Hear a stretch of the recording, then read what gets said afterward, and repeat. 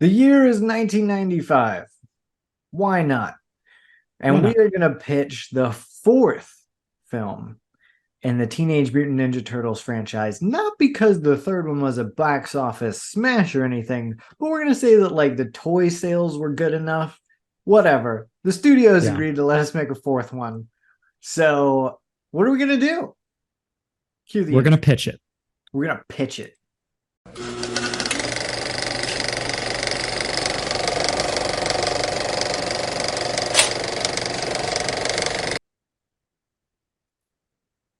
All right, everybody. Welcome back to this episode of the Mirror Movie Universe podcast.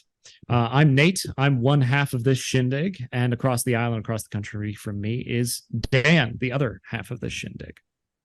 Thank you. Hey, everybody. Hey, if you were a turtle, Nate, which one would you Mm. be? I'm assuming Donatello. Donatello because you're a literal rocket scientist. Yes, well, I am, but Donatello is also, I think, my favorite character out of all of the four, just character wise, and I'll get into that during my pitch, but Ooh. or at least in the lead up to it. But yeah, what we are going to be doing today is talking about if we made a Turtles movie, what would it be like? Because we've gone through the main three Turtles series, turtle films in a series, and like we do at the end of our franchise series, we will talk about how to put a band-aid on the end of the franchise and fix it up with another movie. Dan, because you're the oldest brother and you've gone first in everything by margin of 7 or 8 years in life, you go first.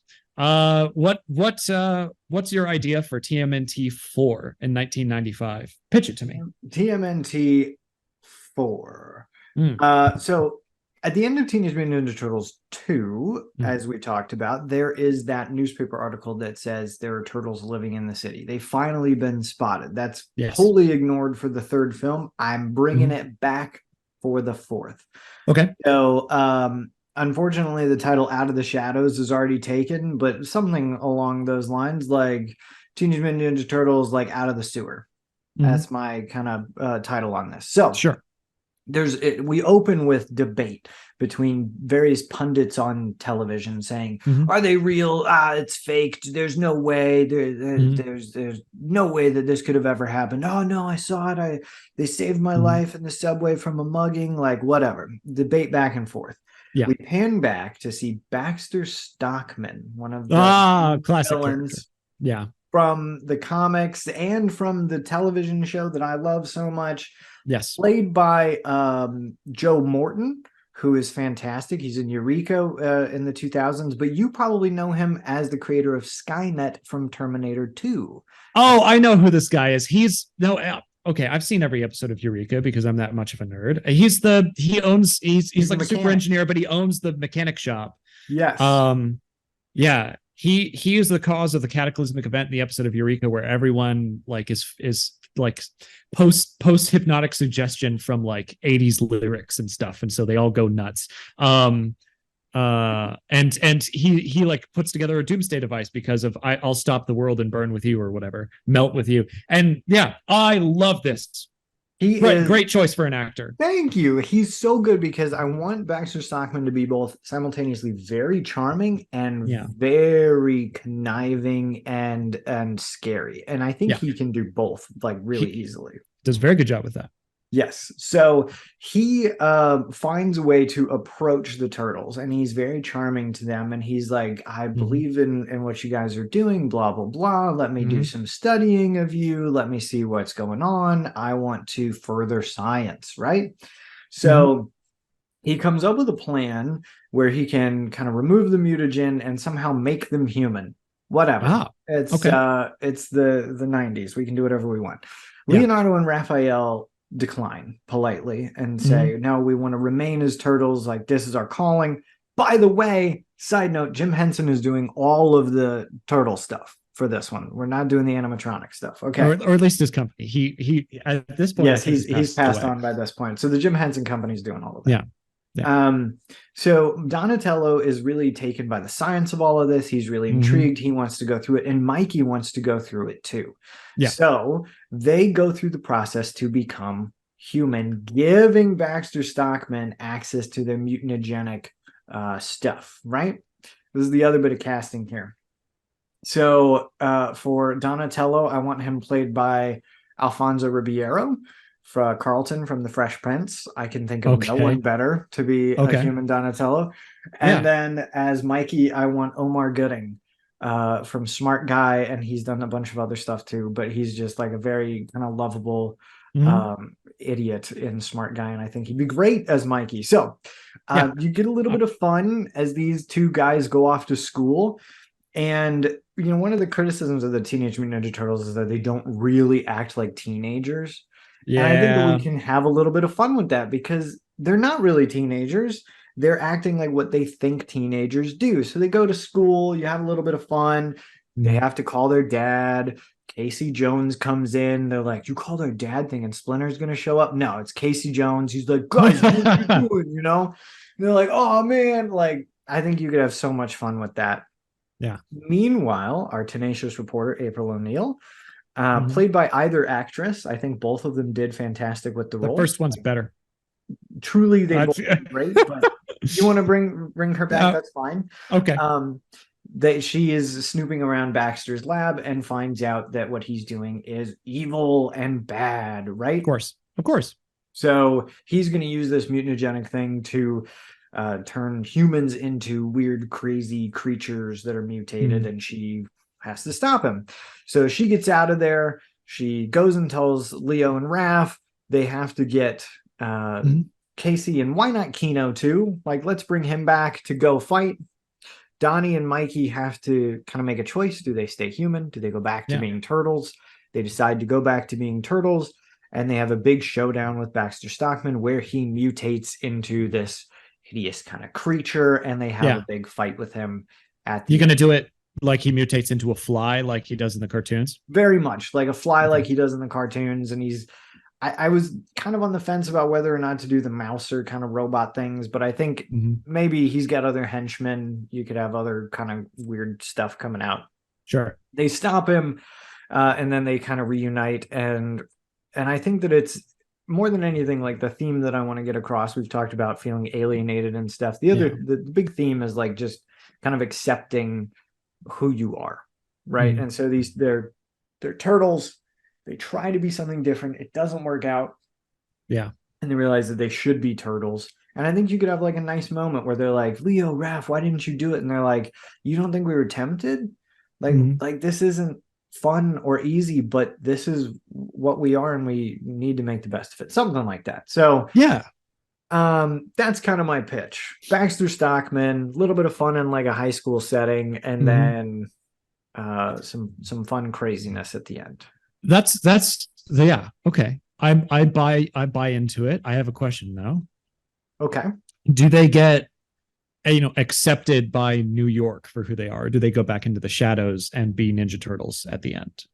Do you leave that ambiguous? Like what where are you going with this? So I don't think that New York embraces them as heroes. I think that at the end you get the police to come into Baxter Stockman's lab and be like Mhm. talking to April, like, "What did you say happened here?" And she's like, "He was mutating people," and they're like, Mhm. "Okay, like you're just some crazy lady," and so you leave it very ambiguous. You leave it like you can almost close the film with like the same voiceovers as you did the first time, where these guys are like, "Oh yeah, they saved me, dude. He was like crazy. This guy like Mhm. mutated into a fly," and then like, well, clearly that guy's nuts. Like that would never Yeah. happen. And then you leave it like ambiguous as to whether or not the turtles exist. That's good. I like that. I like that a lot. Well, thank you. Um, I'm going for something kind of similar with mine. Ooh. The plot structure is completely different, but the message is kind of similar. Okay. So at first, I thought that if I'm going to pitch a film version, I would pitch this, just this. The This is Last Ronin. the last Ronin, which is a Turtles comic. It's one of two Turtles comics that I enjoyed so much that I own them in hardcover. The other one is an original copy of the first run. Um, but yeah, I love this kind of idea. The Last Ronin is a post-apocalyptic future where Shredder controls New York, and all of the turtles except for one are dead. And that last one turtle comes back into New York and has a showdown with Shredder. I fell in love with this when I was a kid. There is episode of the 2003 Turtle series called Same as It Never Was, where that happens to Donatello. He gets transported into the future, and Splinter's dead. Michelangelo doesn't have an arm. Raph is missing an eye, and I think Leo is completely blind, and so they have a final showdown with Shredder, and that's great, but it doesn't. I really like them, and if you're a Turtles fan out there, like go read or either watch that episode or read The Last Runner, because they're just wonderful, but they don't fit with the movies that preceded what this one would be. Sure. And so I have to go with something a little bit more silly, and I'm going to pull more influence from the comics and the TV show that I mentioned, but I'm going to do Turtles in Space. I mean, not just because I'm the NASA guy, but I'm going to do Turtles in Space, specifically Triceratons. In turtle lore, there are these aliens that stand and walk on two legs, and they look like humans, but they have tails and their heads look like a triceratops, and they're called Triceratons, and they're very silly. And if we're having Jim Henson make these things, why not? They would look fantastic. He would do such a good job. His company would do such a good job with that. Yeah. Yes. So my pitch is that, the turtles are having fun fighting crime, and they're down in their lair, and some triceratons are going through the sewers looking for something, and they catch up to the turtles in the lair, recuperating after a fight, and Raph and Mikey are upset that they don't just go public with all of their successes and everything, like, oh, what about that newspaper article? And he's like, no one believed that. And Don and Leo, it's interesting that you split it on different lines, but Don and Leo are the ones saying, oh no, like we want to stay hidden in the shadows. And because they're arguing, the Triceratons catch them by surprise and beam them out to their alien world and capture them as prisoners, because their mutagenic thing, gave off some signal, and the Triceratons came to capture them or something. They go to space, and they run around a space station or an alien planet or something of the like. And there's a whole bunch of different aliens there. They escape the Triceratons, and they're running around, and no one is batting an eye that these 4 green dudes are running around, because they're all weird and different. All different, sure. They're all weird and different. So we've got some, Deep Space Nine promenade kind of stuff going on. We've got, cantina scene from Star Wars. We got a bunch of different weird aliens. Just let Jim Henson go nuts, right? Yeah. And they're running from the bad guys. They're running from the Triceratons, and they duck into an alley, and they bump into Professor Perry from the second film. Oh. How is he here? I don't know. He's just a human, because I'm going with he's just a human from the second film. So he starts, they're hiding out in a warehouse somewhere, and he starts a plot in motion to get them teleported back to Earth. And Dawn and him are doing some machine stuff, where the rest of the turtles are doing some cat and mouse, like tap Triceraton on the shoulder, walk the other way, and he's like, walks away from the hideout. So they set it up a new teleportal, and they're discovered, and they're jumping through this teleportal thing, and Dr. Perry is about to jump through. The professor is with him, and he gets shot with a laser or something. Oh no. And so the alien that's in his stomach, because he's a neutron in my Secret of the Use thing, hops out, jumps through the portal, and they get back to Earth and close the portal. He hops into a new, human-like robot body that he's got stashed in the lair somewhere. They're all very shocked that he's an alien, but he's like, oh, I was hiding because I was different. And they're like, you don't have to hide, all this kind of stuff. So the rest of the movie is the robot body with, you can see the alien in. So he explains that the Triceratons will probably invade the Earth now, because their plan to capture the turtles and look at their mutagenic stuff failed with the strike team going through the sewers. So the final act of the film is the Triceratons showing up in New York, and the turtles now out from the sewers, and April and Casey and Kino and all of the people of New York fighting these aliens back. So you get great moments where a Triceraton is stumbling through the intersection or whatever, and someone's like, oh, we're New Yorkers, go back to where you came from, and they all throw stuff at them or whatever, kind of the very strong bond that New Yorkers feel in movies like Spider-Man 2, where it's like, Doc Ock, if you want to get a Spider-Man, you got to go through us New Yorkers. It's stuff like that. April and Casey are going to be there, and they hail the turtles as heroes at the end of the film because they saved the from alien invasion from these Triceraton things. And then you got to end the film like you end Secret of the Ooze. You got to do some kind of musical number. But it's the fourth in the series. The third one didn't do that great at the box office. You probably can't bring back Vanilla Ice because I'm pretty sure they were like 90% of that film's budget. Not really, but it was a lot. But it's 1995, and I'm a studio executive. And my teenager kid probably just brought home a new album from the record store with a blue cover and a red, white, and blue beach ball on it called Gordon. And I'm going to say, that band is probably cheap because they haven't made a huge hit yet. And I'm gonna bring them in, and they're gonna do the final thing for my Turtles movie. So the last bit of this Turtles film will be the band Bare Naked Ladies doing a turtle themed song of some kind at an outdoor venue in New York after the aliens are defeated. I don't know what the lyrics would be. I don't know what song I'd rip off, but it would be Bare Naked Ladies, and it would be awesome. You can tell that I'm from the 90s. Wow. But that's the plot of my film. You do an alien invasion thing, you send them off into space, teach them about being weird and different, and then you finish with arguably not the most technically proficient, but possibly the most popular alternative pop rock band from Canada in the 1990s. Yeah, the most celebrated Canadian alt rock band of the mid 90s, Bare Naked Ladies. They would be cheap at this point because they haven't released their stunt album yet. Yeah, that's what I'd do with my Turtles movie. Oh my gosh. It would be bat crap crazy, but that's what it would be. Well, Be Still My Heart, because they are my favorite band to this day. And you had me at their inclusion. Oh my gosh. Like that. There's a lot of amazing. There's a lot of other weird stuff that happens. You bring back my specific want for Dr. Perry to be an alien. Sure. You bring back Triceratons because I love those guys. But mostly it's about Bare Naked Ladies at the end. Yeah. I barely even mentioned Casey. That's how excited I am about this particular inclusion. Had the Turtles like play the guitars and stuff with them on stage. Oh my god. Because of what the songs that they'd already released at this point, you'd probably do a riff on If I Had $1 Million. It would be like, if I was a Ninja Turtle, and have fun with that. If I was in 1995, that's what I'd do. Oh my god, I was thinking more like grade 9 when they're singing about the nicknames they had and stuff. But yeah, I totally get it.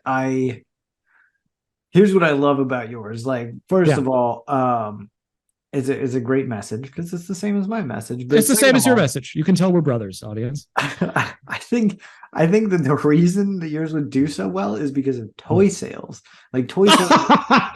Yeah. And like with mine, what do you get? You get like the 4 turtles. That's it. With yours, it's like every alien thing, the Triceratons, the Utron robot body guy, the this, the that, the Bare Naked Ladies as action figures, like all of it.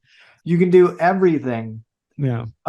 Playmates or whoever made those toys is gonna make a gajillion dollars and be like, hey, do you want to make a 5th one? Because like, probably. Well done. You made us $20 billion in toy sales based on this movie. Because that's what made the 03 series that I really liked embraced a lot of the weird stuff. Like the battle nexus that you got the rabbit samurai dude Usagi at, you got the Triceratons, you got a bunch of different aliens. So the toys were all wild and crazy and awesome. And they didn't do a lot of what the 90s series did, which it was like, here's the same 4 turtles, but now they're cavemen. Right. Here's the same 4 turtles, but now they're, I don't even remember. Samurai or Star Trek or whatever. Yeah. Right. Did they do Star Trek ones? They did. They did Star Trek ones? Super cool. I don't remember that at all. But yeah, I mean, if you look at it from that perspective, you'd make a killing because the 03 series toys made a killing. And it was because they embraced the weird. And I'd embrace the weird. I'd make this movie as weird as freaking possible and end it with an obscure 90s band. But that's just me. That's just Nate's opinion. The Big Bang Theory theme song. Yeah, it's not even that good. But yeah. But that's I am who I am, and I don't even. All right, so I love it. I mean, thank you. Gosh, I tried to go a lot less well, what's the word? Frickin' pretentious than I did on my Star Trek pitch, which was kind of out there. This one's still out there, but I don't know. fun. I think Siskel and Ebert would be like, oh, this movie's terrible. Like, there's no through line. It's just a bunch of violence for kids, and I don't understand what's going on. But that's what I want. That's what you want from a Teenage Mutant Ninja Turtles. They need to eat space pizza though. Like they need to be like, space pizza, no way, dude. Yeah. Radical. Like, and then it'll be weird space pizza that's like purple or something, and they'll love it. Yeah. Anyway, man, that's my pitch. That was your pitch. Which one of our pitches did you most prefer? Did you like Don and Mikey? It was Don and Mikey as high schoolers? Don and Mikey as humans. Don and Mikey as humans, learning a lesson about that stuff. Did you like Casey getting called to the principal's office as their dad, or did you like my bat crap story about dinosaur guys bringing them to space? Let us know down in the comments in the doobly-doo. Yeah, are you voting for Teenage Mutant Ninja Turtles out of the sewer or Teenage Mutant Ninja Turtles in space? In space, yeah. Let us know. But in the meantime, keep tuned for another episode. I don't know what series we're going to do next. We'll figure it out. And be whatever sure to it is, it's going to be awesome. So don't miss it. Oh yeah. Maybe you can tell us what series you want us to do in the comments. Yeah. But yeah.